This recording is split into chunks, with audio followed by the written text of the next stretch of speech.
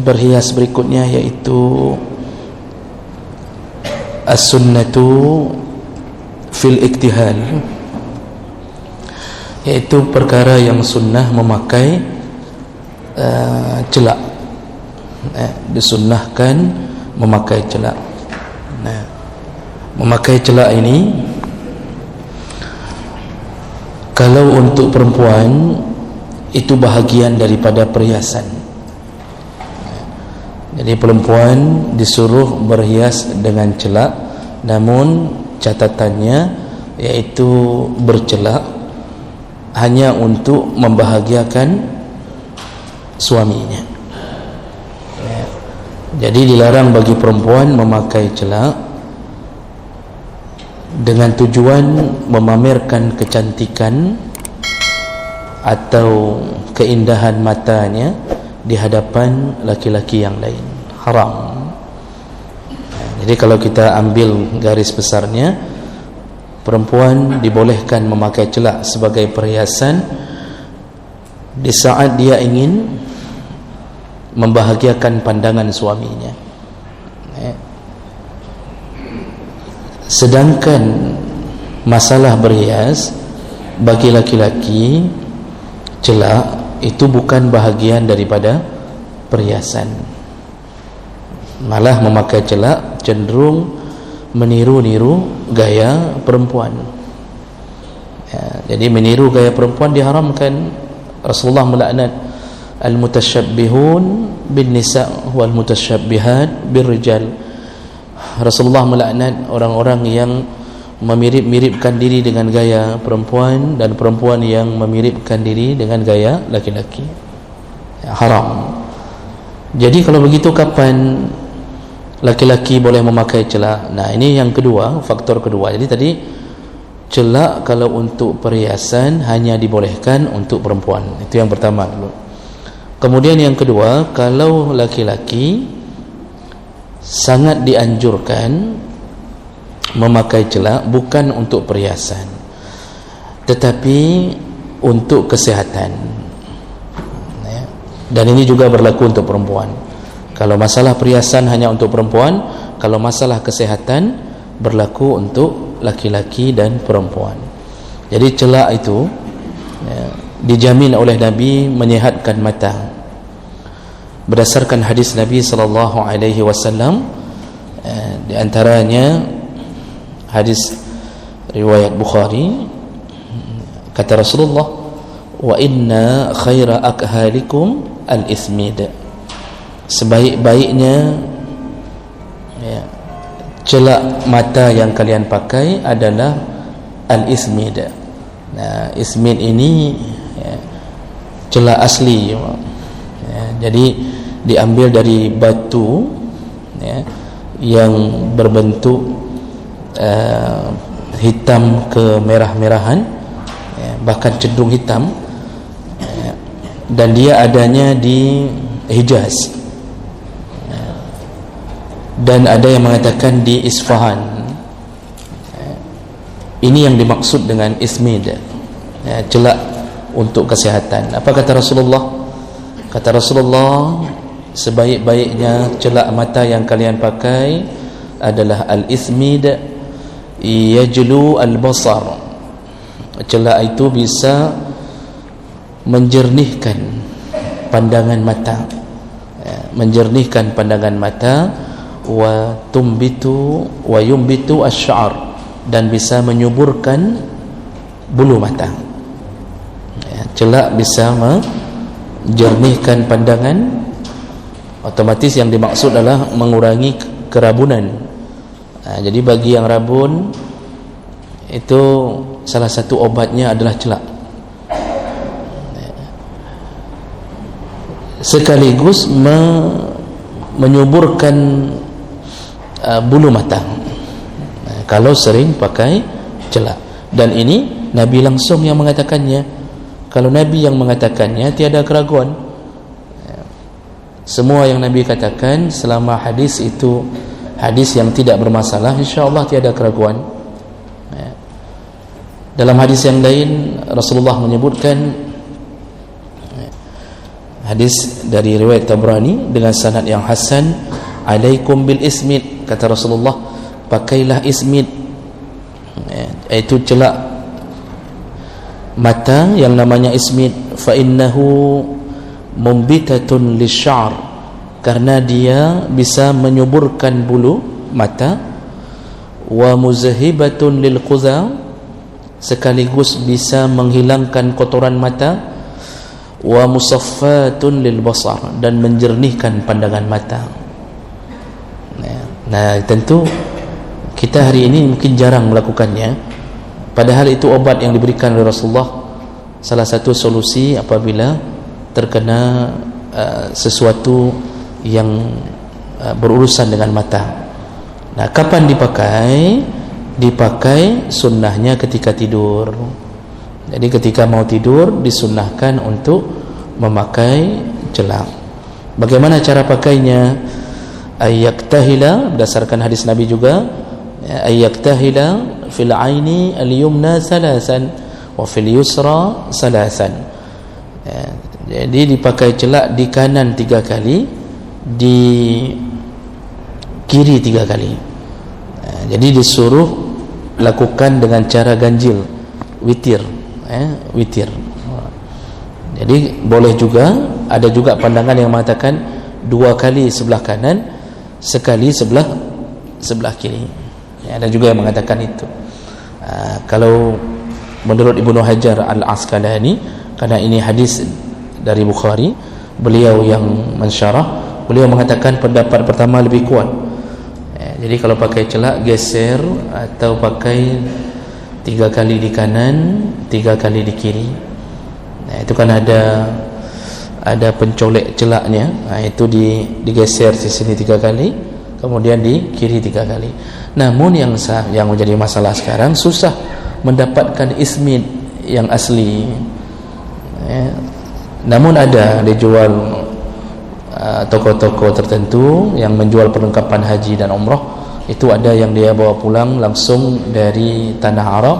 Itu insyaAllah masih terjaga keasliannya. Tapi pastikan yang tertulis ismi, yang memang terbuat dari batu yang asli. Jadi dia dijadikan seperti bubuk. Nah, ini salah satu perhiasan yang dibolehkan. Namun sekali lagi, bagi perempuan dibolehkan untuk membuat terpesonanya suami. Nah, jadi suami enggak bisa tidur gara-gara melihat istrinya penuh dengan kecantikan. Ketika istrinya membelek-belek mata, Masya Allah, yang dulu tidak pernah mirip orang Arab, tiba-tiba sudah mirip orang Arab. Akhirnya suami tidak tidur dan sakit demam besoknya. Tapi intinya dibolehkan bagi perempuan. Haram, tidak boleh perempuan membawa celak itu sebagai perhiasan keluar rumah. Hari ini anehnya para perempuan memakai perhiasan ini untuk ke walimah. Watai jak walimah pakai, watai dengut, watai kelakor hana pakai. Padahal dibolehkan berhias untuk suami. Kenapa perempuan tidak berhias untuk suami dengan celak? Karena bapak-bapak enggak mau beli. Karena bapak-bapak tidak mau membeli. Itu masalahnya. Ketika isteri mengatakan boh kaje neblo sabo, watai katanya ngayum 50,000 sabo kotak ubud. Kakak pakai arang tu bentang.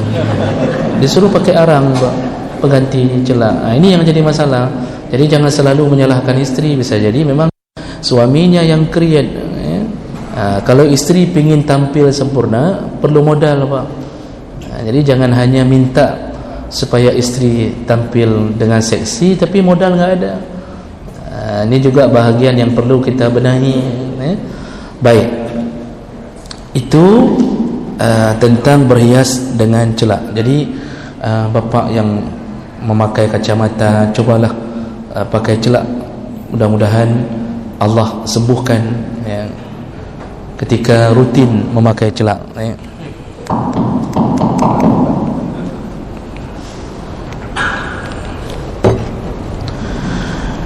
Baik, kita sambung yang terakhir, tata cara berhias berdasarkan agama.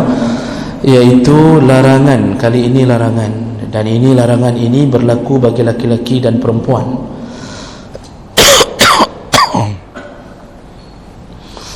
Ada beberapa perkara, terutama mutlak keharamannya bagi perempuan, namun juga berlaku bagi laki-laki.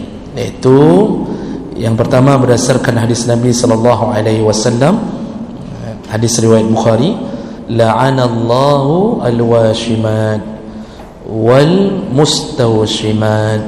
Jadi yang pertama yang terlarang dalam berhias iaitu memakai tato.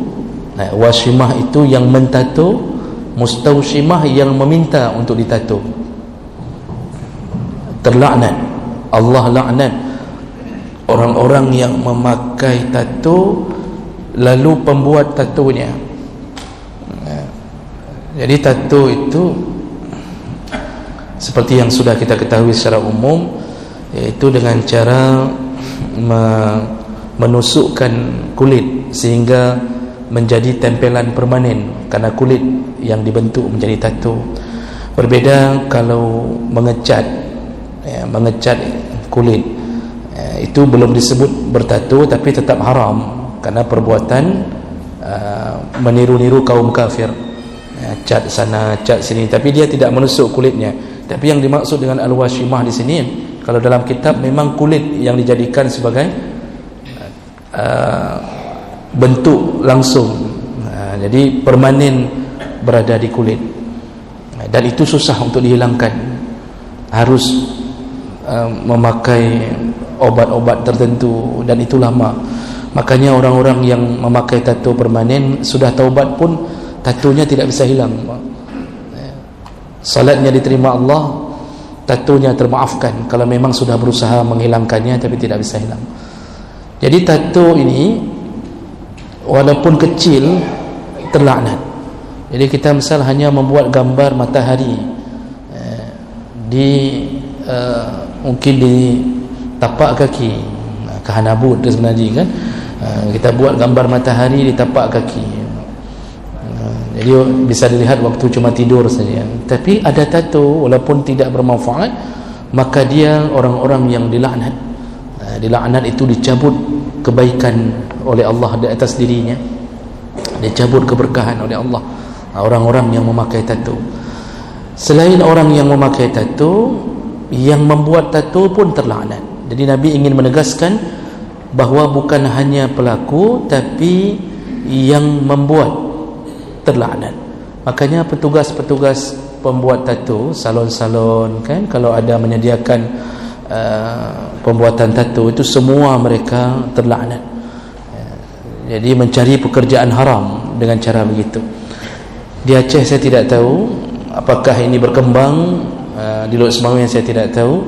Kalau ngecat sendiri mungkin ada, ngecat sendiri, dia cat sendiri dengan cat jotun, mungkin tapi yang langsung ke kulit saya tidak tahu. Apakah berkembang di Lok Semawang kita, saya tidak tahu, wallahu a'lam. Jadi hati-hati bagi mereka yang ahli membuat ini, tetapi dalam keadaan terlaknat, dan pekerjaan yang terlaknat menghasilkan harta yang haram. Pekerjaan yang terlaknat, pekerjaan haram menghasilkan harta yang haram. Baik, jadi ini larangan pertama dalam berhias, jangan coba-coba memakai tato. Tapi kalau seandainya kita pernah jatuh di pohon, atau kemudian kita pernah mendapatkan kurap sejati, nggak bisa hilang lagi, itu tidak disebut tato. Nanti waktu ada pedih bagok jumpa tato dari bekasan kurap, itu tidak disebut tato. Jadi memang tato itu disengaja untuk dibuat, bukan sebuah penyakit. Kemudian yang kedua yaitu al-mutanammisat, orang-orang yang mencukur alis, terlaknat perbuatan mencukur alis, terlaknat. Kalau laki-laki jarang kita lihat mencukur alis, jarang sekali Pak. Perempuan, tapi ada laki-laki, biasanya artis-artis yang ingin merubah alisnya dicukur duluan, dicukur sampai alisnya botak lalu dibuat yang lain ada. Tapi paling banyak kejadian ini adalah pada perempuan. Bahkan ibu-ibu pengajian pun kadang-kadang masih ada datang ke pengajian jadi karena mungkin kurang pengetahuan tentang perbuatan haram ini, dicukur alisnya lalu dia buat yang baru dengan spidol permanen, dia buat supaya nampak lebih lebat, hitam. Kalau kita perhatikan dengan dekat tidak ada bulunya, cuma warna saja. Dia buat lebih panjang garisnya. Itu terjadi dan banyak terjadi. Isteri-isteri pejabat nyambut dong rata-rata.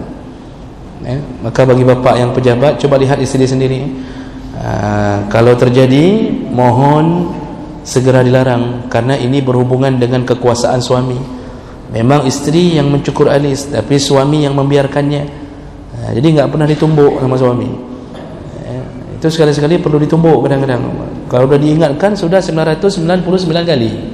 Hai dengar sih. Hanya perlu kena tumbuk. Kadang-kadang banyak maksiat terjadi dalam rumah, kita tidak menyadarinya. Salah satunya yang paling banyak adalah membiarkan ahli keluarga di dalam maksiat. Jadi haram hukumnya mencukur alis, berbeda dengan merapikannya. Jadi tidak mencukur, karena ada model tipe orang yang turunan banyak bulu, mungkin turunan gorila, mungkin banyak bulu Pak, hampir tibit-tibitnya, bulainya tibit-tibit, panjang. Kemudian dia ingin merapikannya, dia rapikan, dibolehkan karena ada tipe yang begitu Pak. Tapi kalau mencukur lalu merubah dengan warna dengan spidol yang lain, haram. Apalagi memakai bahan-bahan yang tidak sampai wudu, air wudu ke kulit tempat bekasan alis tersebut. Hati-hati bapak-bapak yang Allah muliakan, jangan biarkan isteri kita, karena kita akan termasuk golongan yang dayus, membiarkan isteri dan anak dalam maksiat. Kita duluan yang dicampakkan ke dalam neraka. Kemudian yang ketiga, perhiasan yang dilarang, berhias diri yang dilarang adalah mutafallijat, yaitu mengikir gigi atau merubah gigi lil husni, untuk berhias. Jadi bukan untuk kesehatan mulutnya, tapi untuk berhias. Ini kan model ini sekarang sudah hilang model itu. Dulu Masya Allah semuanya memakai behel, di mana-mana behel. Perempuan begitu senyum yang keluar gigi dan ada kawatnya, semua pakai kawat. Jadi kalau ditanya untuk apa, ya hanya untuk action saja, untuk bergaya saja. Jadi dianggap seakan-akan sudah indah ketika senyum nampak besi. Kan bodoh Bang, senyum nampak besi indah. Wadai pajo lado, waktu dia makan sambal lado itu ada yang tersangkut di besi behelnya itu. Nah, jadi haram mengikir gigi, maksudnya hanya kalau dirubah giginya untuk perhiasan. Termasuklah gaya-gaya artis hari ini, mencabut 2 gigi depan, merubah menjadi ditempel gigi kelinci. Jadi 2 nak dika, yang di depan 2 biji ini besar seperti gigi kelinci. Dianggap itu sebuah hal yang mempercantik keadaan giginya. Wallahu alam, memang banyak manusia gila yang dihidupkan Allah di akhir zaman. Entah apa-apa dibuat. Tapi kalau seandainya mengikir gigi karena kesehatan, contoh gigi kita jarang-jarang, sehingga kalau kita makan ada ayam yang langsung masuk tidak tergiling, atau nasi terlepas begitu saja, lalu kita minta ke dokter, lalu dokter mengatakan ini harus dirapatkan dulu, ini pakai besi, pakai ini, atau ada yang ompong diganti gigi, itu tidak mengapa, dibolehkan, selama bukan bernajis di dalamnya, tidak mengapa. Nah, jadi ini termasuk perkara yang dilarang, mengikir gigi demi untuk pamer kecantikan. Lalu dalam hadis yang lain disambung satu lagi dalam hadis riwayat Bukhari dengan riwayat yang lain, yaitu al-wasilah. Wasilah ini menyambung rambut. Terlaknat orang yang menyambung rambut. Jadi termasuk yang dimaksud menyambung rambut adalah kebiasaan salon Pak, itu melayani pasiennya, rambut orang rambut orang disambung dengan rambut orang yang meminta disambung rambut. Jadi yang rambut pendek bisa panjang, itu haram. Makanya ada pertanyaan kemarin tentang hukum memakai wig. Para ulama memasukkan urusan memakai wig dalam wasilah, termasuk sesuatu yang haram. Dan sepakat para ulama kalau benda itu dibuat dari rambut asli manusia, ditempelkan, maka jatuh kepada laknat Allah Subhanahu wa taala.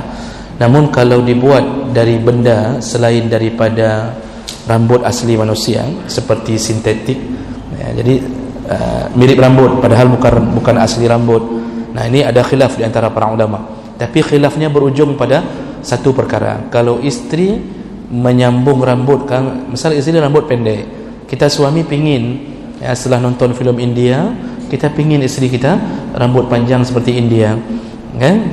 Kita pingin melihat isteri, dibolehkan. Sebahagian ulama mengatakan kalau itu dengan izin suami dan untuk suami, bukan dibawa keluar. Artinya kalau keluar dia tetap memakai jilbab, dibolehkan selama tidak memakai benda bernajis, dan benda itu dibolehkan, dan bukan benda yang menghalangi air pada rambut asli. Nah, jadi wig ini juga dilihat daripada tujuan. Imam Nawawi juga menyebutkan masalah itu, bahawa dibolehkan ketika berurusan dengan membuat suami senang. Karena salah satu ciri isteri salihah, iza nadarta ilaiha sarratka, ketika engkau melihatnya engkau bahagia. Jadi ciri-ciri isteri salihah itu ketika engkau melihatnya engkau bahagia. Bahagia itu fleksibel, artinya bukan wajah yang harus cantik yang bahagia. Karena banyak wajah cantik tapi selingkuh, dibenci suaminya banyak. Tapi isteri yang kurang cantik tapi dia berdandan untuk suaminya dengan perkara yang dibolehkan, itu termasuk wanita salihah. Saya sering mengulang-ulang, isteri salihah itu di rumah itu gayanya Eropa. Isteri salihah itu kalau di rumah gayanya Eropa, seperti Eropa di Venice pantai, kan, yang di samping-samping pantai, dengan luwucun, luwu serengkreun, cuma pakai serengkreun saja, celana untuk naik kelapa itu.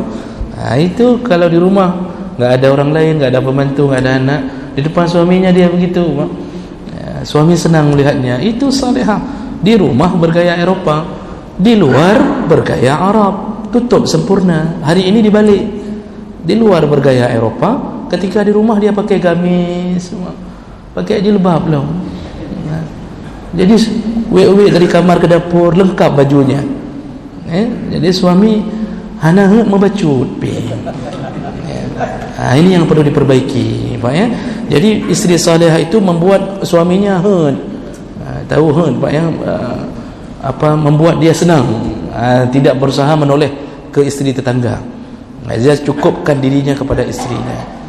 Makanya ini pelajaran bagi ibu-ibu, bahawa senangkanlah suami dengan berbagai cara, tapi minta modal seperti tadi. Nah, ini berarti menyambung rambut haram, salonnya haram, pekerja salon kalau itu kerja haram, terlaknat semuanya.